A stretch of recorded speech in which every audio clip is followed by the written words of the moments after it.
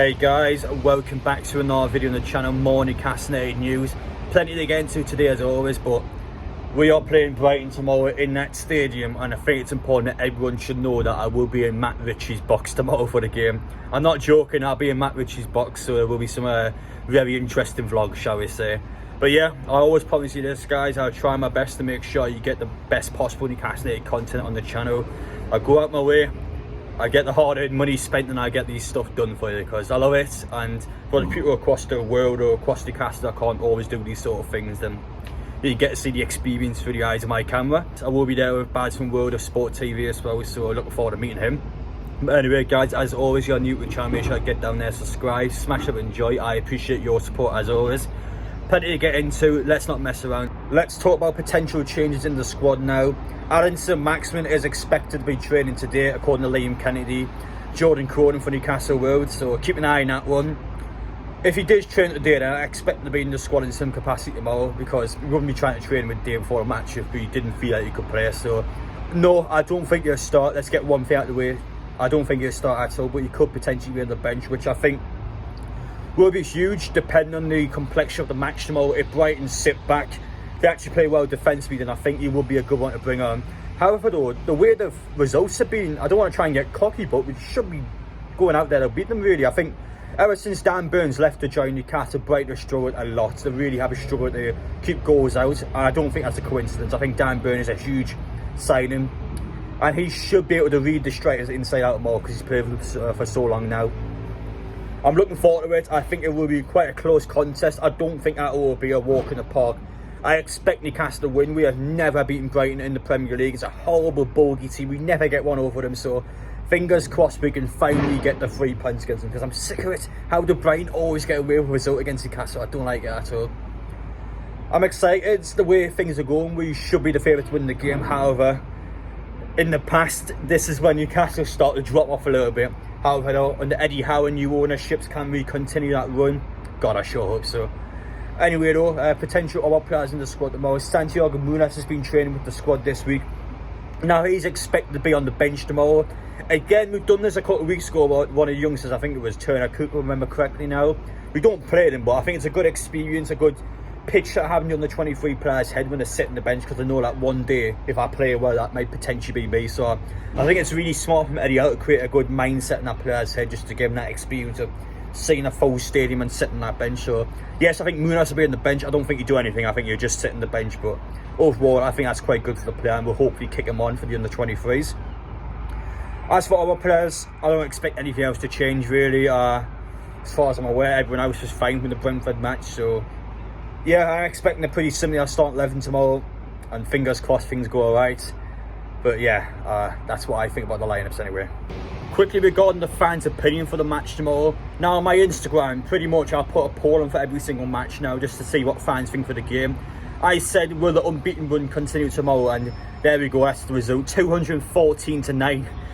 Bit of a high ratio there. A lot of people think Newcastle will not lose the game tomorrow. I agree, I just don't know if we're going to win or not. That's the best way of putting it. So if you guys are interested in getting involved with that sort of thing, or let me know your score predictions, make sure to follow my Instagram for further information on that.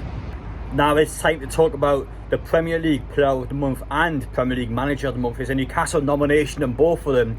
Ryan Fraser is the player has been nominated for a potential Player of the Month. I'm not being biased, but I have voted for Ryan Fraser. I believe he's the best player out of those 6. Okay, that would be a bit biased. I don't think he'll win it personally, but it is quite good to see a player get nominated, especially Fraser, because on the last season and a half he has struggled quite a bit in Newcastle, but now he's finding his stride, and my word, he was incredible against Brentford. Easily the best player for Newcastle on that pitch. Hopefully he keeps up the good work, because he's someone that has been really good the last couple of months, so well done on Ryan Fraser. Eddie Howe is the potential Manager of the Month nomination. I mean, that's the record so far this month. He's got a good chance of winning. I actually do think Eddie Howe will probably win this. I think he deserves to win this anyway. Klopp, I mean, well, Liverpool win all the time, don't they? So you can't win every manager of the month. So it's between Eddie Howe and the Southampton manager for me. And I just feel like Newcastle's transformation, because Southampton, to be fair, have been consistent majority of the season, but Newcastle's transformation overnight almost is just incredible. So I think Eddie Howe will actually win Manager of the Month. I'll be annoyed if he doesn't, I'll be honest.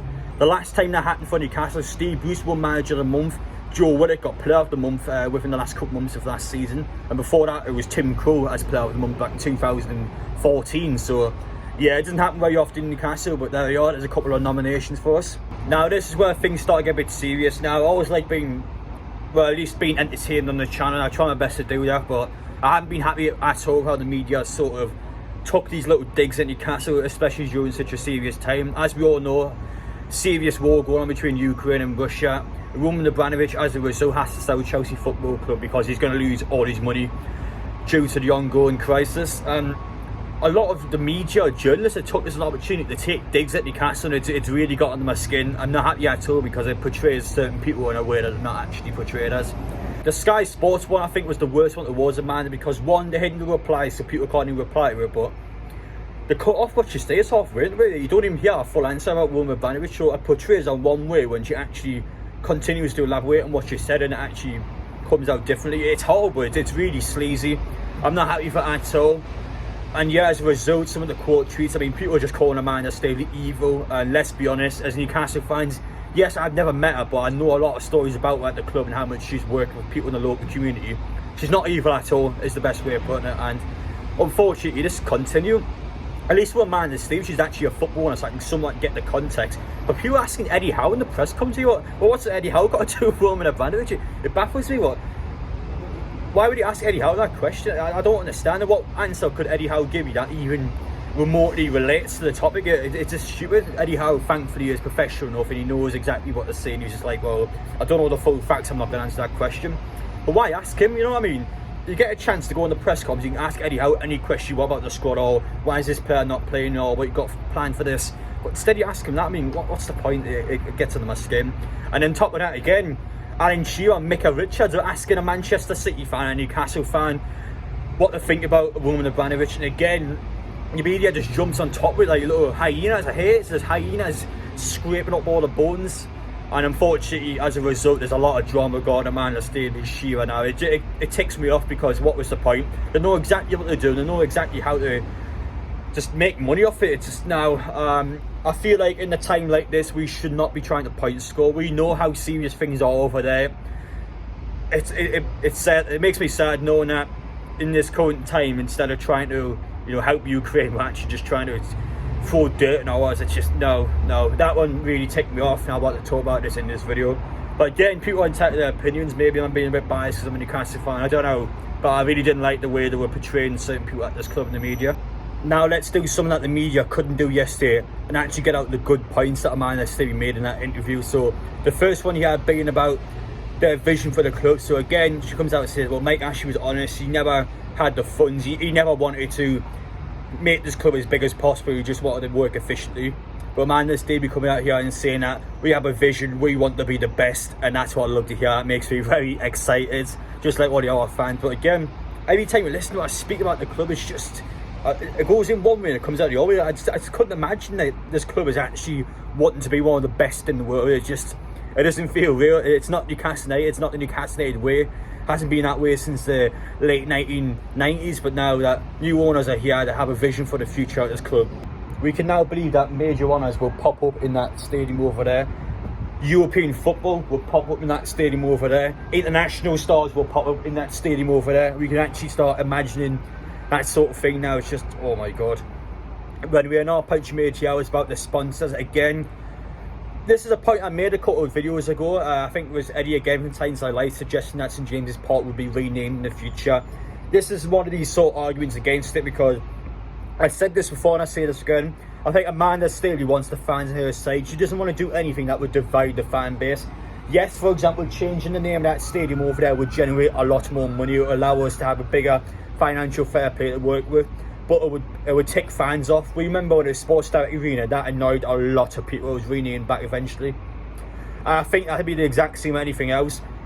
People don't like changes. St James's Park, we know it's not going to move anywhere for now, but people do not like changes. So when you go around and completely change everything, it upsets people, and I think Amanda knows that. She wants to keep everyone on her side. She wants to keep everything as close as possible, other than obviously bringing new players, and that has to happen. But yeah, I like what she's doing. I think she's smart. She's going to change Shearer's bar down there. We're back to Shearer's bar. She's going to move Shearer's statue a bit closer to the stadium so it's not just in the middle of the road, essentially.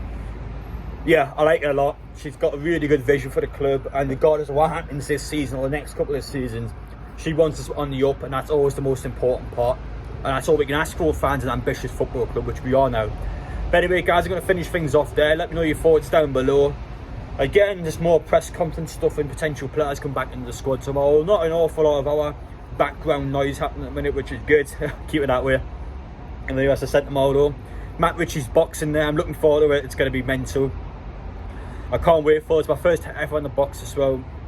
And pretty much my season ticket I give my dad for once because he hasn't watched the match since the takeover. So I thought I'd treat him to one. Anyway, guys, let me know your thoughts down below on everything I said in the video. Take care. If you don't mind me, I'm going to go inside Rosie's bar now and warm up a little bit because I'm freezing. But thank you all for watching. Take care, and I'll see you on the next one.